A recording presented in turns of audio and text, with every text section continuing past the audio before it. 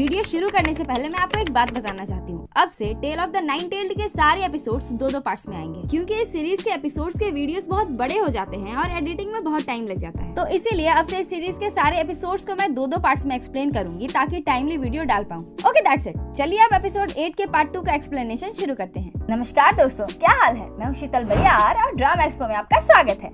अब तक आपने देखा कि जिया को पता चल जाता है कि पिछली जिंदगी में लियोन ने उसकी जान ली थी। अब आगे।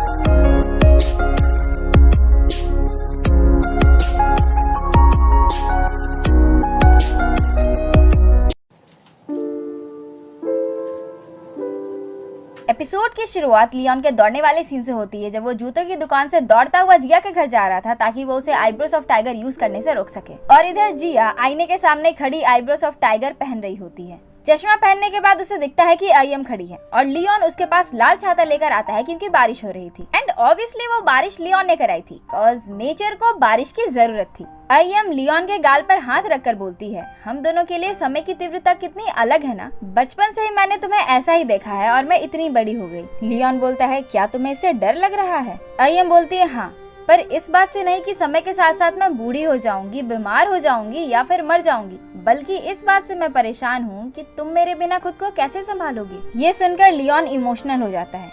उसके बाद जिया अपना हाथ बाहर निकालते हुए बोलती है, खैर मैं कितना ही क्यों ना चाहूँ कि समय रुक जाए, पर ऐसा होता है क्या? अरे ऐसे कैसे नहीं होता है? जहाँ लियोन है वहाँ सब होता है। You don't worry about that. Lee Yeon उसके हाथ पर हाथ रखता है और फिर समय को रोक देता है। फिर आई एक बूंद को छूती है और समय फिर से अपनी रफ्तार में चलने लगता है। उसके बाद लियोन आई को अपने हाथ से उठाकर उड़ते हुए एक पेड़ की डाली पर जाकर बैठ जाता है। आई बोलती है, वादा करो कि मेरे लिए तुम्हारी भावनाएं कभी नहीं बदलेंगी। लियोन बोलता है, अगर मैंने तुम्हें धोखा दिया तो ये तीर मुझ पर चला देना। फिर दोनों हंसने लगते हैं। उसके बाद आई अपने घर लौटती है तो दो सर्वेंट्स दौड़ते हुए उसके पास आते हैं। अरे ये तो किम और जेवॉन है।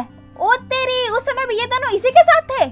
वाओ यार, ये बंधन तो वफादारी का बंधन है। एनीवे, वो बोलते हैं आपको राजमहल बुलवाया गया है। अय्यम गुस्सा कर बोलती है, किसकी हिम्मत हुई बुलाने की? राजा की उस बेटी को जिसे राजमहल से निकाल दिया गया था, उसे बुलाने की हिम्मत किसकी हुई? तभी एक ऊंचे अधिकारी आकर बोलता है, महाराज ने ही आपको बुलावा भेजा है। अरे ये तो प्रेजेंट का प्रेसिडेंट है ना। ओ तेरी, तो ये इन्हीं के राज्य का गद्दार था जिसने इमुगी से हाथ मिलाकर इन्हें धोखा दे दिया था। अरे बाबा, ये तो बड़का खिलाड़ी मालूम होता है। विलन हूँ मैं, विलन। एनीवे, वो बोलता है महाराज का स्वास्थ्य बहुत खराब है, फिर उसे लेकर राजमहल चला जाता है। अंदर राजमहल में अय्यम और महाराज की बातों से पता चलता है कि महाराज को किसी बुरी शक्ति ने अपने वश में कर लिया है। जी हाँ, यू आर राइट, वो इमुगी बाबा के वश में है। अय्यम अपने कमान पर तीर से प्रत्यंचा चढ़ाकर इमुगी को महाराज के शरीर से बाहर आने का आदेश देती है। कमान, प्रत्यंचा, आदेश, क्या बात है। ओल्ड टाइम बेब्स, पुराने दिन थे तो ऑब्वियसली शुद्ध हिंदी में बात होगी ना। क्यों? मेरी मर्जी। इमुगी बिना बात के बड़बड़ किए जा रहा था, इसलिए अय्यम उसके साइड में एक तीर शूट करके उसे वार्निंग देते हुए शरीर से बाहर आने को बोलती है। एंड या, उसके तीर पर फिर से एक प्रत्यंचा चढ़ चुकी है, पर इमुगी को कोई फर्क पड़ने वाला है क्या? वो फिर से बड़बड़ करने लगता है। एंड अय्यम भी लाइक, अबे साले। इमुगी बोलता है, तुम्हें क्या लगता है तुम्हें राजमहल से बाहर क्यों निकाल दिया गया था? अय्यम बोलती है, क्योंकि तुमने मेरे पिता को अपने वश में कर लिया था। इमुगी बोलता है, तुम्हारे पिता ने खुद अपने लिए ये रास्ता चुना था। तुम्हारा जन्म ही इसलिए हुआ था ताकि तुम मेरे लिए बलि बन सको, पर तुम्हारे पिता ने तुम्हें बचाने के लिए अपनी मर्जी से अपना शरीर मुझे दे दिया। ये सुनकर अय्यम हैरान हो जाती है। फिर इमुगी बोलता है, मेरे लिए माउंटेन स्पिरिट को ले आओ और बदले में मैं तुम्हारे पिता को छोड़ दूंगा। अगर मैं तुम्हारे पिता के शरीर में अब और रहा तो 3 दिन के अंदर ही तुम्हारे पिता की मौत हो जाएगी। ये सुनकर अय्यम का दिमाग खराब। फिर वो थोड़ा सोचती है और बोलती है, ठीक है, मैं तुम्हारे लिए लियोन को ले आऊंगी, लेकिन एक माउंटेन स्पिरिट का ठिकाना माउंटेन में होता है। वो उस जगह को नहीं छोड़ सकता है जिसकी वो रक्षा करता है, इसलिए तुम मेरे शरीर में आ जाओ और मैं तुम्हें उसके पास ले जाऊंगी। अय्यम का प्लान ये है कि फिलहाल के लिए इस इमुगी को इस जगह से बाहर निकालते हैं, बाकी लियोन पर विश्वास करते हैं और सारी चीजें उस पर छोड़ देते हैं। उसके बाद दिखाया जाता है कि लियोन अय्यम पर तलवार ताने हुए है। लियोन अय्यम के शरीर में घुसे इमुगी को बोलता है, अय्यम मेरे लिए कोई मायने नहीं रखती। तुम्हें क्या लगा तुमने मुझ तक पहुँचने के लिए उसका इस्तेमाल किया है? पर पता है क्या, मैंने उसे चारे की तरह इस्तेमाल किया तुम तक पहुँचने के लिए। उसके बाद दोनों लड़ने लगते हैं और जिया डर से अपना चश्मा खोल देती है। Now she is very confuse. वो फिर से चश्मा पहनती है और दिखाया जाता है कि अय्यम रोते हुए बोल रही होती है कि प्लीज मुझे मत मारो, मैं मरना नहीं चाहती। तुमने मुझसे वादा किया था कि तुम मुझे मेरे आखिरी समय तक प्यार करोगे। और लियोन चिल्लाते हुए अय्यम की तरफ आता है। प्रेजेंट में ये सब देखकर जिया का दिल टूट जाता है। अय्यम मर जाती है और जिया रोते हुए अपना चश्मा उतार देती है। वो बहुत ही हैरान और इमोशनल हो जाती है। तभी लियोन वहाँ आता है। वो जिया से पूछता है, क्या तुमने वो देखा? बताओ ना, क्या तुमने वो देख लिया? जिया कोई जवाब नहीं देती। वो उसके पास आकर बोलता है, मेरी तरफ देखो, पर जिया उसकी तरफ नहीं देखती। वो फिर से पूछता है, तुमने क्या देखा?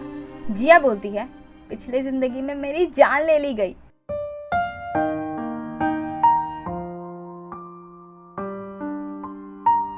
तुमने मुझे मार दिया। शुरुआत से ही तुम्हारा इरादा इमूगी को पकड़ने का था।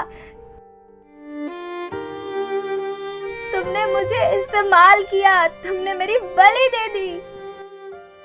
लियोन, क्या वो सच में तुम थे? लियोन बोलता है, हाँ। जिया बोलती है, तुमने हमेशा मेरी रक्षा की है। मैं ही तुम्हारी वो फर्स्ट लव हूँ ना, मैं ही वो हूँ ना जिसे तुमने बरसों से अपने दिल में बसा रखा है। फिर क्यों? लियोन उसे कुछ जवाब नहीं देता क्योंकि उसे मिस्टर ह्योन योंग की बात याद आती है। पास्ट को फिर से रिपीट होने मत दो। अगर तुम इसमें इन्वॉल्व हुए तो तुम दोनों में से किसी एक की मौत तय है।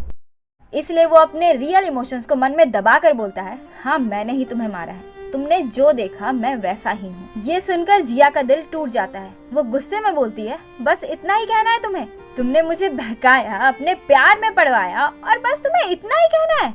अरे कम से कम एक कारण तो दो कि तुमने ऐसा क्यों किया। लियोन बोलता है, मैंने तुम्हारी जान इसलिए ली ताकि मैं सैकड़ों जिंदगियां बचा सकूं।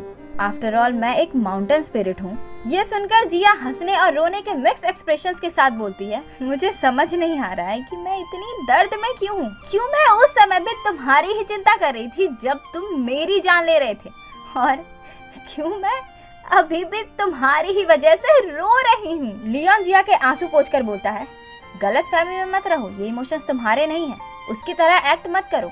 जस्ट बिकॉज कि तुमने अपनी पिछली जिंदगी का एक छोटा सा पार्ट देख लिया, इसका मतलब ये नहीं है कि तुम वही हो। जिया बोलती है, तुम कमीने हो। लियोन बोलता है, हाँ मैं एक कमीना हूँ, इसलिए अपने इमोशंस मुझ पर वेस्ट मत करो। अपनी इस जिंदगी में भी वही गलती मत दोहराओ, तभी तुम लंबी जिंदगी जी पाओगी। और फिर वहाँ से चला जाता है और जिया फूट फूट कर रोने लगती है।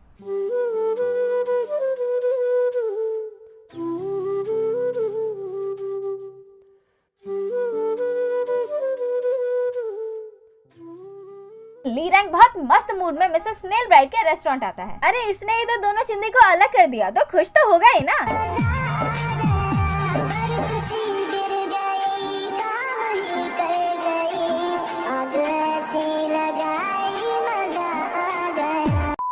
वो रेस्टोरेंट में लियोन का प्राइवेट रूम जहां वो अक्सर खाया करता था, वहां आकर लियोन को चिढ़ाने की कोशिश करता है। लियोन पूछता है कि अगर तुम्हें दोबारा जन्म लेने का मौका मिले तो तुम क्या बनना चाहोगे। ली रैंग रैंडम सी चीजें बोलता है। फिर लियोन बोलता है, अगर मुझे ऐसा मौका मिला तो मैं एक इंसान बनना चाहूंगा, और अपनी बातों से उल्टा वही ली रैंग को इरिटेट कर देता है। लगता ये पागल हो गया। फिर लियोन ली रैंग को वो गेम खेलने के लिए बोलता है जो पास्ट में वो दोनों अक्सर खेला करते थे, और लियोन हमेशा हार जाता था। छोटा ली रैंग हमेशा उल्टे सीधे सवाल करके लियोन को इरिटेट कर देता था, और जब लियोन गुस्सा होकर उसे इतने सवाल पूछने पर डांटने लगता था तब वो ये बोलकर हंसने लगता था कि उसे लियोन की आवाज सुनना बहुत पसंद है, इसलिए वो उसे इतना परेशान करता है। हाउ स्वीट यार।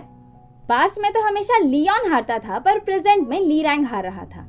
फिर पास का एक मोमेंट दिखाया जाता है जहाँ दोनों खेल रहे होते हैं और लियोन ली रैंग से हार जाता है। छोटा ली रैंग खुश होकर ताली बजाते हुए बोलता है, अरे वाह मैं फिर से जीत गया ये। और लियोन गुस्सा होने का एक्टिंग करता है और फिर उसे शाबाशी देता है। सच में यार वो कितने प्यारे मोमेंट्स थे ना।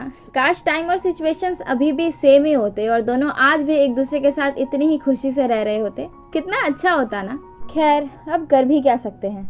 एनीवे, हम एपिसोड पर आते हैं। छोटा ली रैंग इधर उधर दौड़कर पतंग उड़ाने की कोशिश कर रहा होता है, पर वो उसे उड़ ही नहीं रही होती, और लियोन जो झाड़ियों के पीछे छिपा उसे चुपके से देख रहा होता है, अपनी एक फूंक से पतंग उड़ा देता है। और छोटा ली रैंग बहुत खुश हो जाता है कि फाइनली पतंग उड़ गई। लियोन ली रैंग को लड़ाई की ट्रेनिंग भी देता था और ब्लैकी भी उस टाइम पे उनके साथ ही रहता था। What a sweet time it was. खैर फिर कहानी प्रेजेंट में आती है जहाँ लियोन बोल रहा होता है, तुम यही सोच रहे होगे ना कि इतनी घटिया स्किल्स के बाद भी तुम मुझसे हर बार जीत कैसे जाते थे। ली रैंग गुस्से से बोलता है चुप करो। लियोन बोलता है वेल इस बार भी मैं तुम्हें ही जीतने दूंगा, इस बार भी कोई एक्सेप्शन नहीं है, ये गेम तुम ही जीतोगे। ली रैंग गुस्से में गेम के स्टोन्स को फेंक कर बोलता है मैंने बोला ना चुप करो। लियोन बोलता है लेकिन अब से मैं तुम्हें नहीं जीतने दूंगा। फिर वो वहाँ से जाने लगता है। ली रैंग बोलता है रुको, अगर तुम अभी यहाँ से चले गए तो हमारे बीच जो कुछ भी है वो सब खत्म हो जाएगा। लियोन पीछे मुड़कर बोलता है सॉरी मैंने तुम्हें उस समय बचाया था जब तुम्हारी माँ ने तुम्हें मरने के लिए छोड़ दिया था। अगर मैं तुम्हें नहीं बचाता तो हम दोनों कभी भाई होते ही नहीं। उसके बाद वो वहाँ से चला जाता है और ली रैंग पास्ट के मोमेंट्स को याद करने लगता है जब उसकी माँ उसे अगुई फॉरेस्ट यानी कि भूखों के जंगल में छोड़कर चली गई थी। अगुई फॉरेस्ट एक ऐसा जंगल है जहाँ भूखे क्रिएचर्स रहते हैं। बाकी की डिटेल्स मैं आगे बताऊंगी, फिलहाल के लिए स्टोरी पर चलते हैं। छोटा ली रैंग अकेला और डरा सहमा वहाँ पर बैठा था, तभी एक ज़ॉम्बी जैसी औरत आकर उस पर हमला करके उसके पैर को जख्मी कर देती है। वेल देखा जाए तो ये ज़ॉम्बी ही है क्योंकि ज़ॉम्बीज इंसान को खाते हैं और ये भी कुछ ऐसा ही कर रही है। एनीवे, छोटा ली रैंग उसे मार कर वहाँ से भाग जाता है और किसी पेड़ के पीछे छिपकर दर्द की वजह से माँ करने लगता है। तभी एक दूसरा ज़ॉम्बी ऊपर से उस पर हमला करने के लिए आने लगता है। वो डर से अपनी आंखें बंद कर लेता है बट फॉर्चुनेटली लियोन आकर उसे बचा लेता है। फिर छोटा ली रैंग के पास आकर बोलता है क्या तुम वही हो जो मेरे पिता ने एक इंसान के साथ किया था? नहीं, मैं पागल हूँ। लियोन उसके पास बैठकर बोलता है मैं यहाँ तुम्हें देखने आया था क्योंकि मैंने सुना था कि तुम्हारे रगों में मेरे पिता का खून है, पर तुम तो फट्टू निकले और तुम्हें तो विलिंग ऑफ लिविंग यानी कि जीने की इच्छा ही नहीं है। क्या यार, बेकार में अपना टाइम वेस्ट कर दिया मैंने, मैं जा रहा हूँ। तभी वो ज़ॉम्बी हिलने लगता है। एक्चुअली ये ज़ॉम्बी नहीं बल्कि एक बुरी आत्मा है। जी हाँ, आपने सही सुना, ये एक बुरी आत्मा है according to Lee Yeon, not me. Lee Yeon बताता है कि ये बुरी आत्माएं हैं जो मरकर भी नहीं मरती। ये भी कोई बताने की चीज है? हमें पहले से ही पता है कि आत्माएं नहीं मरती, कुछ नया बताओ। तो नई बात सुन लो फिर। ये बुरी आत्माएं वैसे लोगों की है जो भूख की वजह से मर जाते हैं। लियोन जाते जाते बोलता है तुम इंसान की तरह रहना चाहते हो या लोमड़ी की तरह, ये तुम्हारी मर्जी, पर एक बात याद रखना बच्चे, जो लोग खुद की रक्षा नहीं करते हैं उनकी रक्षा कोई नहीं करता। फिर वो जाने लगता है और छोटा ली रैंग भी उसके पीछे पीछे आते हुए बोलता है रुको, मेरे लिए रुको योंग। यहाँ पर योंग का मतलब बड़ा भाई है और तब से ली रैंग लियोन को यही बुलाने लगा। प्रेजेंट में इन सब बातों को याद करके ली रैंग इमोशनल हो जाता है। उधर लियोन जिया के घर के सामने खड़ा घर की तरफ देखकर इमोशनल हो रहा होता है और अंदर बैठी जिया लियोन के दिए मुगवॉट के पौधे को देखकर इमोशनल हो रही होती है और दूसरी तरफ ली रैंग उसी रेस्टोरेंट में बैठा अल्कोहल पी रहा होता है। फिर दूसरे दिन जिया अपने काम पर जाती है। उसकी नजर हॉल में लगे सोफे पर जाती है और वो लियोन के साथ वाला वो मोमेंट याद करने लगती है। बुरे दिन, लियोन बोलता है जब बात इंतजार करने की आती है ना तो मुझे कोई नहीं हरा सकता, और ये तो फिर भी सिर्फ 24 घंटे ही है, मैं तो 24 सालों तक भी इंतजार कर सकता हूँ। ये सुनकर जिया मुस्कुराती है, फिर अपना कॉफी उसे पकड़ा कर उसके टाई को ठीक करने लगती है। उम्र भर के लिए तू आ मेरा साथ दे दे, तेरा हो जाऊंगा मैं, हाथों में हाथ दे दे। उसके बाद जिया अंदर जाने लगती है, फिर अचानक से रुककर फिर से उसी तरफ देखती है। शायद उसे लग रहा है कि लियोन वहीं है, पर वहाँ पर कोई नजर नहीं आता। फिर वो हताश होकर अंदर चली जाती है। बट यू नो व्हाट, जिया को बिल्कुल सही लग रहा था, लियोन यहीं पर है पर उससे छिप रहा है। उधर प्रेसिडेंट साहब बहुत ही दर्द और तकलीफ में हॉल आता है, जैसे कि मानो उसकी जान ही निकलने वाली है। वो उसे ग्राउंड चेरीज मतलब जिया की वो लालटेन जैसी चीज का फल तोड़कर सूंघता है। उसके बाद वो ठीक हो जाता है और लालटेन फल गायब हो जाता है। And guess what, Lee Rang भी वहीं पर बैठा है। उसके बाद पता चलता है कि लालटेन आई मीन पौधों का हर एक फल इंसानों की आत्माओं से बना है। What did you say? जी हाँ, हर एक फल में एक इंसान की आत्मा कैद है जिसकी बची कुची जिंदगी यूज करके ये इंसान अभी तक जिंदा है। और बस इतना ही नहीं, इसी की मदद से उस दिन उसने ली रैंग को भी बचाया था और तब से ली रैंग भी इसी चीज का इस्तेमाल करता है जिंदा रहने के लिए। ऑल्दो उसे ये करना पसंद नहीं है क्योंकि आत्माओं की बदबू बहुत बुरी आती है, साथ ही कभी कभी उनकी याददाश्त भी दिमाग में घूमने लगती है, पर मजबूरी है तो करना पड़ेगा, आखिर जिंदा भी तो रहना है। भले ही वो लोग मर जाए जिनकी आत्मा इसमें कैद है, पर मुझे उससे क्या, मैं तो जिंदा हूँ ना। ली रैंग पूछता है इमुगी घर में है, मैं उसे मिलना चाहता हूँ। प्रेसिडेंट बोलता है अभी उसे मिलने का सही समय नहीं है। ली रैंग बोलता है जब कोई उसके लिए इतने सारे बुरे काम कर रहा हो तो कम से कम अपना आभार प्रकट करने के लिए उसे उसके एहसान तो चुकाने चाहिए। प्रेसिडेंट डिप्लोमेटिक वे में बोलता है मैं ये तुम्हारे ही भलाई के लिए बोल रहा हूँ, मैं तुम्हें चोट पहुँचते नहीं देख सकता। ली रैंग गुस्से में उसका कॉलर पकड़कर उसे जमीन से उठाते हुए बोलता है मैंने तुम्हें थोड़ी छूट क्या दे दी, तुमने तो मुझे कमजोर ही समझ लिया। ये सुनकर प्रेसिडेंट उस एक्सप्रेशंस में हंसने लगता है जैसे इज ट्राइंग टू से कि you really are a pushover चिंदी, तुम सच में कमजोर हो। और उसकी हंसी देखकर ली रैंग ऐसे एक्ट करने लगता है जैसे कि अरे वो छोटे छोटे पिद्दी से बच्चे नहीं होते हैं जो ऐसे एक्ट करते हैं कि तुमको क्या लगता है हम कुछ नहीं कर सकते। अरे तुम जानता नहीं हम कौन है, अभी ऐसा मारेंगे ना कि 1 लाख में दिल्ली पहुंच जाएगा। इतने तेजस्वी लोग हैं हमारे पास। तभी इमोगी बॉय वहाँ आता है और प्रेसिडेंट को छोड़ने के लिए बोलता है, पर ली रैंग उसे नहीं छोड़ता। ईगो यार, ईगो, बबल, प्राइड, ऐसे कैसे छोड़ देगा? हाँ। उसके बाद इमोगी बॉय ही अपनी शक्तियों से प्रेसिडेंट को छुड़वा देता है। I guess now he realise कि इमोगी की पावर क्या है, पर शायद नहीं, क्योंकि वो उसे पूछता है, लिटरली पूछता है कि क्या तुम ही इमोगी हो? This arrogant boy, I tell you, कभी तो सिचुएशन समझ ले बच्चे। नहीं। एनीवे, उधर यूरी पार्किंग लॉट में कार पार्क कर रही होती है। तभी पता नहीं कहीं से मिस्टर शिंजो महाराज वहाँ टपक जाते हैं, और वो भी उस कुत्ते का नाम रखने के बहाने जिसे यूरी बचा कर लाई थी। ये चिंदी का चिंदी ही रहेगा। यूरी बोलते है कुछ भी नाम रख दो, क्या फर्क पड़ता है। शिंजो बोलता है ऐसे कैसे कोई भी नाम रख दो, नाम एक पहचान होती है और तुम उसकी माँ हो क्योंकि तुम उसे बचा कर लाई थी, इसलिए तुम्हें ही उसका नाम रखना चाहिए। फिर थोड़ा सोचने के बाद यूरी फाइनली उस कुत्ते का नाम रखती है एनेस्थेसिया। पर ये तो बेहोश करने वाली दवाई का नाम है ना, क्या यार कुछ भी। It's her choice. शिंजू बोलने लगता है कि मुझे फर्क नहीं पड़ता कि किस रीजंस की वजह से तुमने मुझे अप्रोच किया था, पर मैं तुम्हें दिखाऊंगा कि दुनिया में सभी लोग बुरे नहीं होते। एंड एज ऑलवेज यूरी उससे रूडली और धमकाते हुए बात करती है और शिंजू से डिस्ट्रैक्ट कर देता है और किस करके वहाँ से भाग जाता है।